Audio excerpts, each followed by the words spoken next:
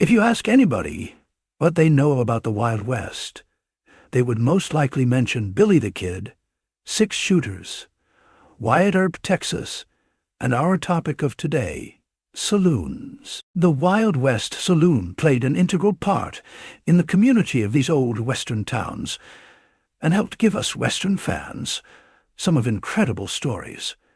Today, we'll be discussing the history of the Wild West saloon. Watering holes are not unique to the Old West, but the saloon does seem to hold a closer connection to the Wild West than other time periods.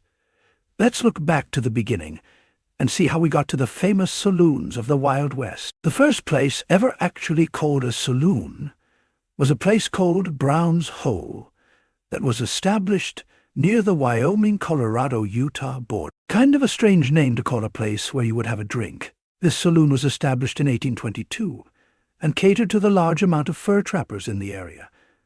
Early saloons didn't always look like the ones we see in a John Wayne movie. A lot of these saloons were kind of a pop-up establishment that would be thrown together to take advantage of the large influx of miners, soldiers, and followers of the gold rush. Some of the first Wild West saloons were little more than lean-tos or tents just thrown together. A place where you could strike up a conversation after being on the trail for a few months. A place you could grab a drink and see some entertainment. If the small settlement saw a real population boom, the saloon would obviously make more money and be transformed into something that we're more familiar with in the stories and film. In the early days of the saloon, the main drink was whiskey. Before any regulation of distilling techniques or food quality, the whiskey saloons would be made out of raw alcohol with a little burnt sugar and chewing tobacco for flavor. This helped the drink earn its crazy nicknames, such as Tangled Foot, 40 Rod, Bug Juice, Coffin Varnish, Gut Varmer, Red Eye, Neck Oil, and Taos Lightning. The early traders would sell whiskey to Native Americans, and to prove its high alcohol content, the traders would pour some on the fire.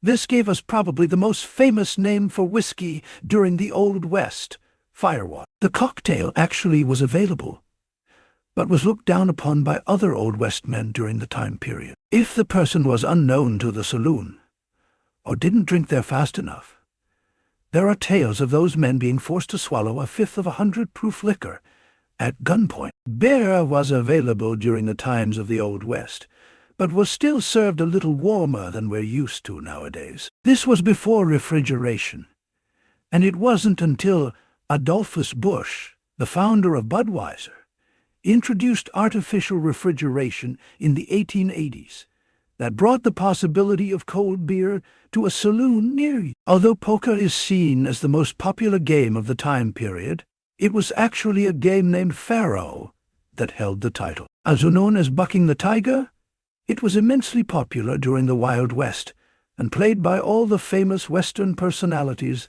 that we know and love. Other games such as Brag, 3-Card Monte, and dice games like High-Low Chuck-a-Luck and Grand Hazard were also found in saloons around the Wild West.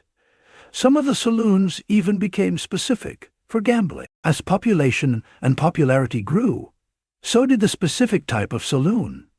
They had saloons specifically for billiards, eating, dance halls, bowling, and hell, just good old-fashioned drinking saloons. There were even saloons that were open 24 hours a day, 7 days a week, during the Old West.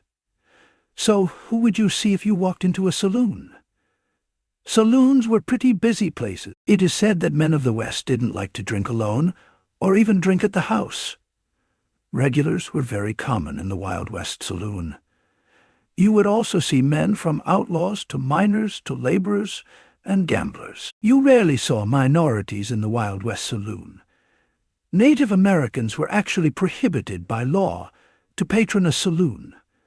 Respectable women were also excluded from attending the Wild West festivities down at the saloon. There were saloon girls, or shady ladies that you could find there. This tradition actually lasted up until World War I. But there are very, very famous madams that had their hand in the shady lady business, such as Maddie Silks, Julia Boulette, Belle Breezing, Fanny Porter, and Dora Dufresne. But we will save their stories for another video. There were also some pretty interesting customs that you would see at a saloon.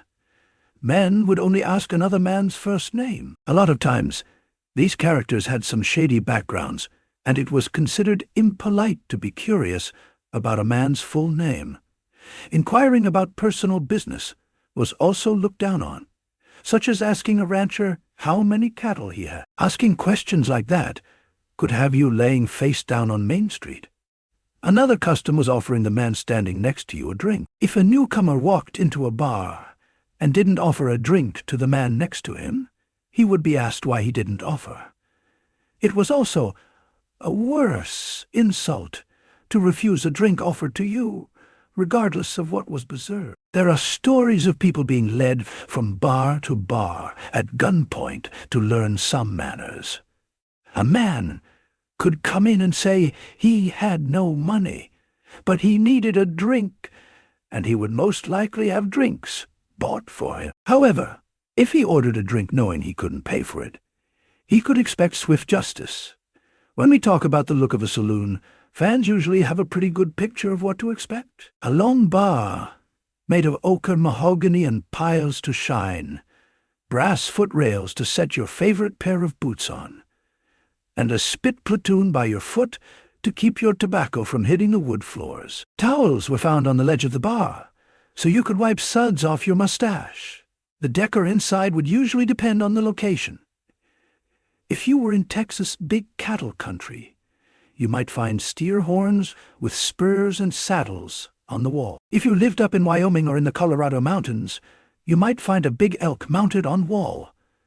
Hell, it wasn't uncommon to have nude paintings of women hung around as well. Some of the most important moments in Wild West history happened in a saloon. Wild Bill Hickok was shot and killed playing poker at Natal and Mann's Saloon in Deadwood in South Dakota. This famous murder not only took out one of the most important men of the time period, it also created the most famous hand in poker, aces and eights, the dead man's hand. Wyatt Earp and Bat Masterson were involved in multiple saloons and faro dealing throughout the time period. Wyatt Earp actually opened his own saloon in Nome, Alaska. He followed the Alaskan Gold Rush and opened the Dexter Saloon. It was the first two-story building in Nome, Alaska, and was incredibly popular because of the famous owner. There were 60 saloons in Nome, Alaska, with only 20,000 residents. Wyatt Earp ended up selling the Dexter Saloon for $80,000, which is over $2 million in today's money, and actually settled in Los Angeles. There are saloons still standing to this day that you can actually go visit. Some of these watering holes are the oldest saloons in the country. If you're ever in the area, you can pop in and see meticulously preserved saloons from the Wild West area. These include Saloon No. 10 in Deadwood, South Dakota, the Minga Bar in San Antonio, Texas, which is supposedly home of the most cattle deals in the United States, frequently visited by the founder of the famous King Ranch of Texas. It also served Ulysses S. Grant and Teddy Roosevelt. It is said that Teddy Roosevelt recruited most of his Rough Riders from the Minger Bar in San Antonio, Texas. Next, we have the Buckhorn Exchange in Denver, Colorado, which was visited by Teddy Roosevelt during his hunting trips across Colorado. The Capitol Bar in Socorro, New Mexico. The Crystal Palace in Tombstone, Arizona, visited by Doc Holliday and Virgil Earp. This saloon still has gunmen who reenact shootments while you're there. The White Elephant Saloon in Fort Worth, Texas, is famous for the gunfight between owner Luke Short and Fort Worth Sheriff long-haired Jim Curtright, which we've actually covered on this channel. There are many more as well. The saloon is ingrained into American Wild West spirit. Whether it's thought of a place that you find your fortune, or a pit stop as you travel to find your place in this vast country. So many of our countrymen found their way into these watering holes to expand and explore the United States. If you're ever around one, pop on by and support our Old West heritage. Thank you for watching Chronicles of the Time. I hope you enjoyed more of our West content.